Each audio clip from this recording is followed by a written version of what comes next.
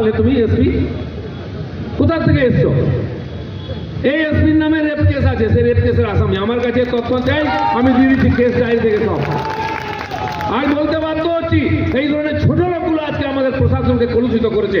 আর এরকম দুর্বৃত্ত যার বংশসূত্র চোর, কুকুর বেড়ানো চোর, ওই মুখার্জি ব্যানার্জি পরিবার, তার চামচাগিরি করে জীবনটাকে নষ্ট করছে, নিজের ছেলেপেলের ভবিষ্যৎ নষ্ট করছে। আরে এখানেও সম্মান পাচ্ছ না, নরকেও জায়গা হবে তোমাদেরকে। জেলা পুলিশ সুপারের অফিস ঘেরাও কর্মসূচি সভাতে মুখ্যমন্ত্রীকে তীব্র কটাক্ষ দিলীপের। আজ বিজেপি যুব মোর্চার ডাকে পশ্চিম মেদিনীপুরের পুলিশ সুপারের কার্যালয়ে ঘেরাও এবং বিক্ষোভ কর্মসূচি করা হয়েছে। বিক্ষোভ কর্মসূচির সভা থেকেই বক্তব্য রাখতে গিয়ে পশ্চিম মেদিনীপুরের পুলিশ সুপার এবং সেই সঙ্গে নাম না উল্লেখ করে মুখ্যমন্ত্রীকে তীব্র ভাষায় কটাক্ষ করেন বিজেপির মেদিনীপুরের সাংসদ দিলীপ ঘোষ। দিলীপবাবু জানান, এই এসপির নামে রেপ কেস আছে, সে রেপ কেসের আসামি। আমার কাছে তথ্য চাই, আমি দিয়ে দিচ্ছি কেস ডায়েরি থেকে সব।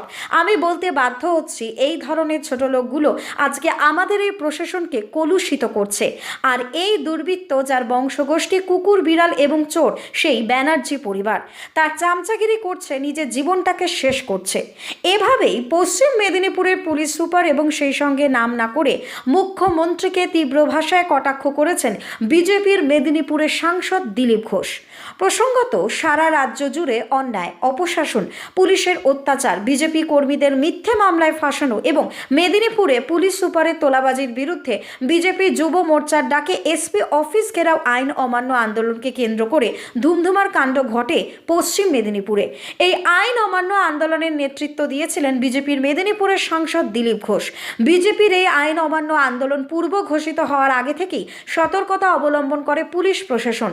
29শে জানুয়ারি অর্থাৎ আজ সকাল থেকে পুলিশ সুপারের কার্যালয় সহ আশেপাশের এলাকা কঠোর নিরাপত্তায় মুড়ে ফেলা হয়। এছাড়াও 100 মিটারের মধ্যে 144 ধারা জারি করা হয়। আজকের এই কর্মসূচির আগে থেকে পুলিশ সুপারের কার্যালয় থেকে প্রায় 200 মিটারের মধ্যে 50টিরও বেশি সিসিটিভি ক্যামেরা লাগানো হয়। প্রসঙ্গত, বিজেপির এই আইন অমান্য আন্দোলনকে সফল করার জন্য জেলা জুড়ে বিভিন্ন স্থানে প্রচার কর্মসূচিতে নামে বিজেপি কর্মী সমর্থকেরা। তাদের মধ্যে বেশ কিছু জনকে জেলার বিভিন্ন স্থানে আটক করে পুলিশ প্রশাসন।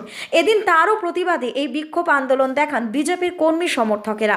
উক্ত কর্মসূচিতে পুলিশের ব্যারিকেডে বাধা পেয়ে বিজেপি কর্মীরা এবং নেতৃত্বরা পুলিশ সুপারের কার্যালয়ের সামনে রাস্তায় বসে পড়েন এবং বিক্ষোভ দেখাতে থাকেন। বেশ কিছুক্ষণ এই বিক্ষোভ কর্মসূচির পর উক্ত স্থানের পার্শ্ববর্তী এলাকায় একটি অস্থায়ী মঞ্চে আইন অমান্য আন্দোলন কর্মসূচিকে কেন্দ্র করে একটি সভার এবং আয়োজন করে তারা, যেখানে উপস্থিত ছিলেন মেদিনীপুরের সাংসদ দিলীপ ঘোষ সহ বিজেপির জেলা, ব্লক এবং অঞ্চল স্তরের নেতৃত্বরা। এদিনের এই সভাস্থলে বক্তব্য রাখতে গিয়ে চাঁচা ছোলা ভাষায় পুলিশকে আক্রমণ করে বক্তব্য তুলে ধরেন উপস্থিত বিজেপির নেতৃত্বরা। এছাড়াও এদিন সভা শেষে সাংবাদিকদের মুখোমুখি হয়ে রাজ্যের একাধিক বিষয়ে রাজ্য সরকারকে কটাক্ষ করেন Dilip Ghosh. Bureau report, target Bangla news.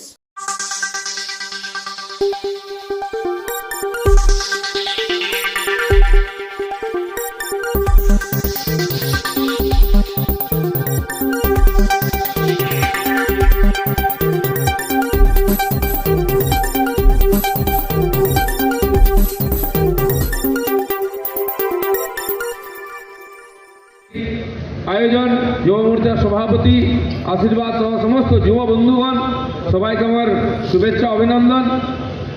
এবং সুধী নাগরিকবৃন্দ, যারা আমাদের বক্তব্য শুনছেন কিংবা যারা এই যাতায়াতের জন্য একটু কষ্ট পেয়েছেন, সবাইকে আমি ধন্যবাদ, অভিনন্দন এবং ক্ষমা চেয়ে দিচ্ছি।